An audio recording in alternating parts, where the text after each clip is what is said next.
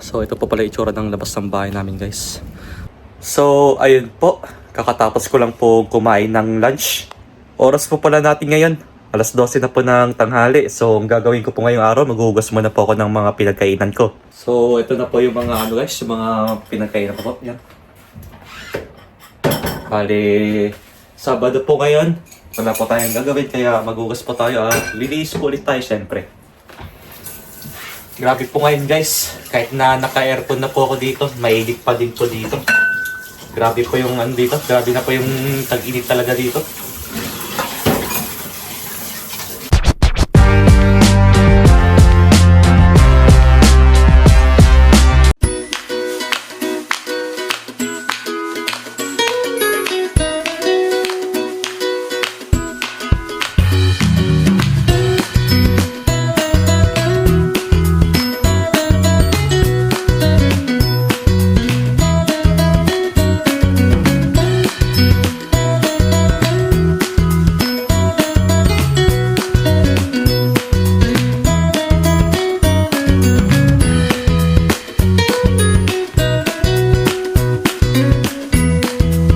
So ayun po guys, lumabas muna po ako ng bahay at may bibili pa po ako ngayon.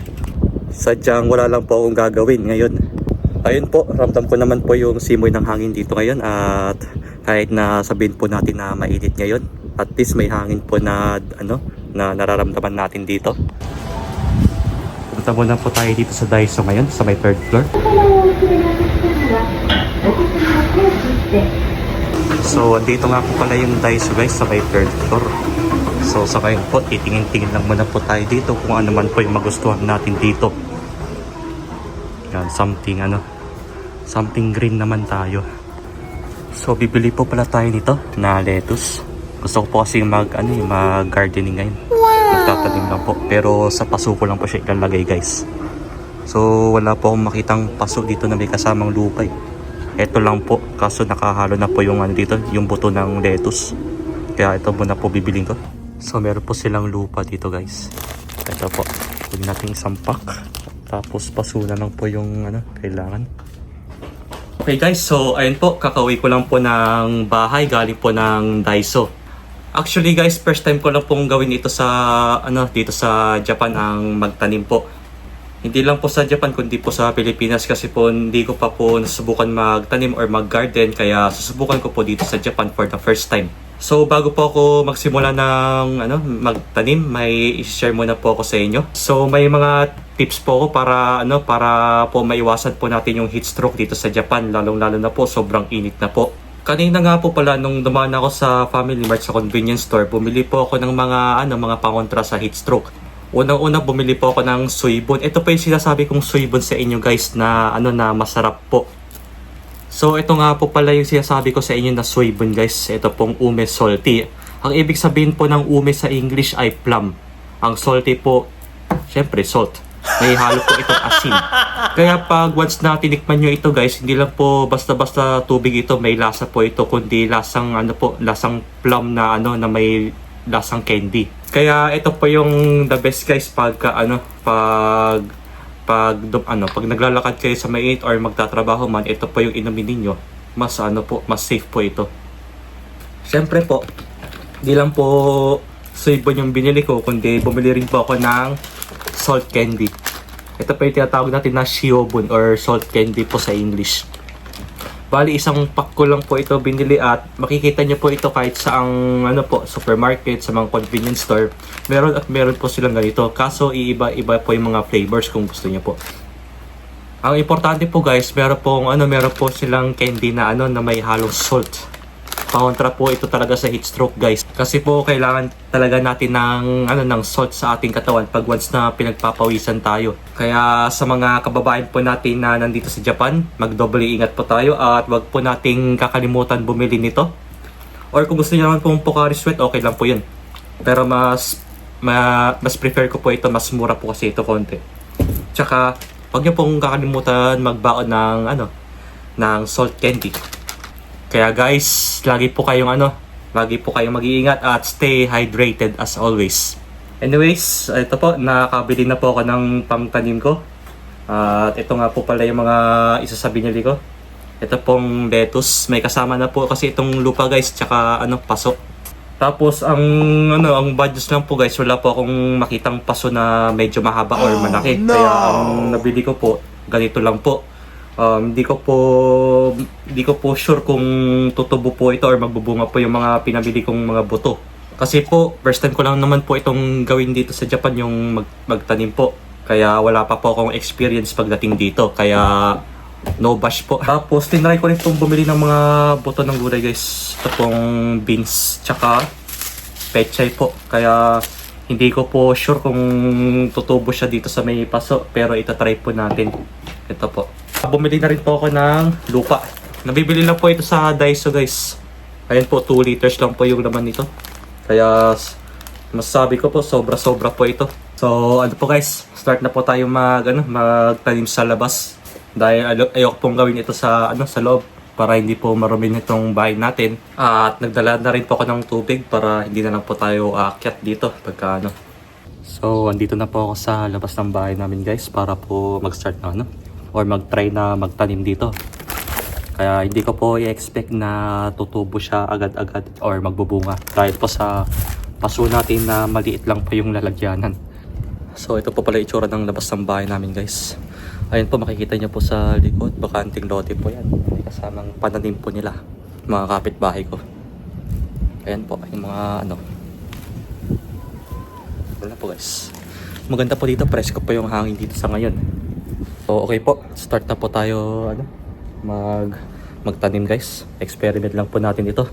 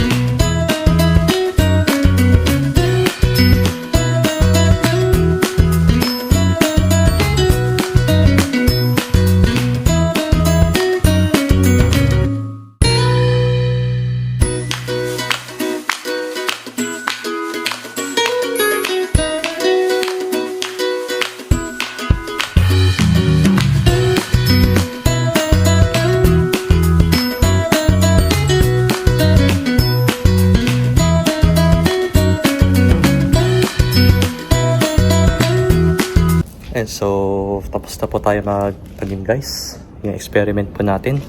At bago nga pala ako pumasok ng bahay, naglinis na rin muna ako ng dito, yung mga pinagkalatan ko. Dahil mahirap na pong magkalat dito guys. Kung magkakalat man po kayo dito, kailangan nyo rin pong linisin agad. Linisin pala, sorry. Pasok na po tayo at medyo mataas na po yung sikat ng araw ngayon. Dahil grabe po yung heat dito ngayon. So dito ko na lang po sila iniwan guys. tabi ng apato namin. Ayan po, sana po. Kaya hintay na lang po tayo ng update next week kung ano pong magiging resulta nito guys.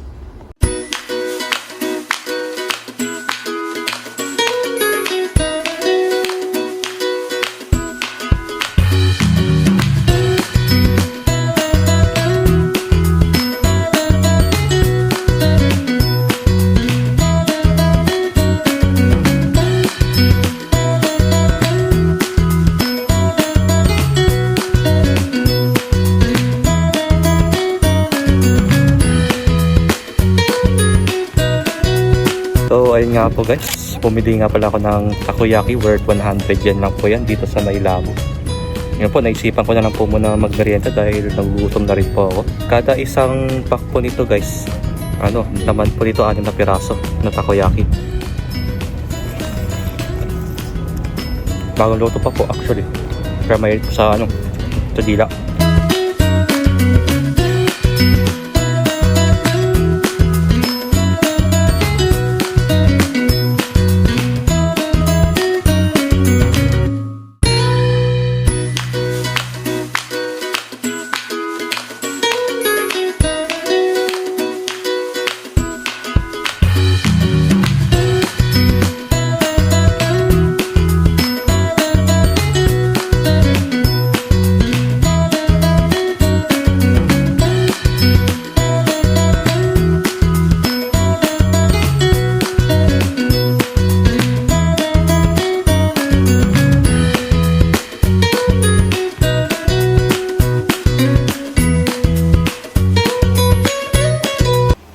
So okay po, kakauwi ko lang po ng bahay, galing lang po sa labo para kumain po ng merienda.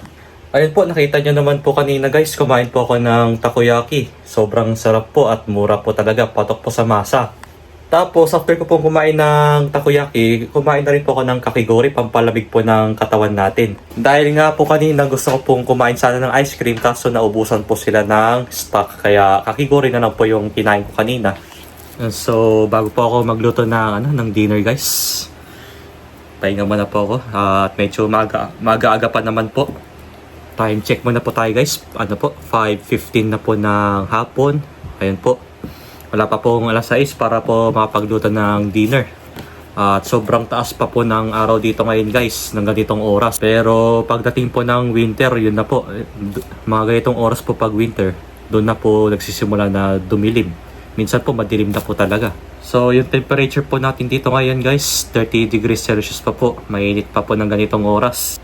Kaya pagdating po ng next week, ayan na po yung weather guys, medyo maulan na po ng next week. Yan, nakikita nyo naman po, ilang araw pong maulan at ilang percent din po yung chance of rain. Meron din pong maghapon na uulan 100%, which is sa Monday po. Ay naman po, medyo okay naman po yung panahon nun next week guys, at wala po tayong 30 degrees na temperature nun. Tapalaanin ko kayo guys na huwag niyong kakalimutan magdala ng candy na ito po na salt candy, para po hindi tayo tamaan ng heat stroke dahil mahirap na po magkasakit ngayon dito. Mahal na rin po ang mga bayarin sa mga hospital, kaya talagang alagaan po natin yung sarili natin para po hindi tayo magkasakit at manatiling malakas pa rin yung mga katawan natin. Siyempre, uso rin po magpahinga guys. Mahirap na pong magpagod. Okay lang naman po magpagod, basta wag lang po yung sobrahan. Tamang-tama nga po pagka nagutom ulit ako mamayang gabi. Nakabili nga rin ako ng Pringles. Ito po yung kakainin ko mamaya habang manonood po ng movie. At yun lang naman po ginagawa ko pagka day off guys. Minsan po manonood ng mga movie. Minsan po manonood lang po ako sa mga vlogs ng iba nating idol. Para naman po makapagpahinga po tayo ng maayos at hindi po tayo mapagod ng weekends. At bukas po, Sunday. So, syempre may lakad po talaga tayo nun guys. Importanteng lakad po yun bukas. At malalaman nyo na lang po yun sa susunod na vlog ko. Dahil matagal na namin tong pinagplanuhan. Talagang naka-schedule na po yan dati. Dahil alam ko sa mga kababayan natin dito sa Japan, marami pong makakabis sa ganitong event. Kaya abangan nyo na lang po yun sa susunod na vlog ko.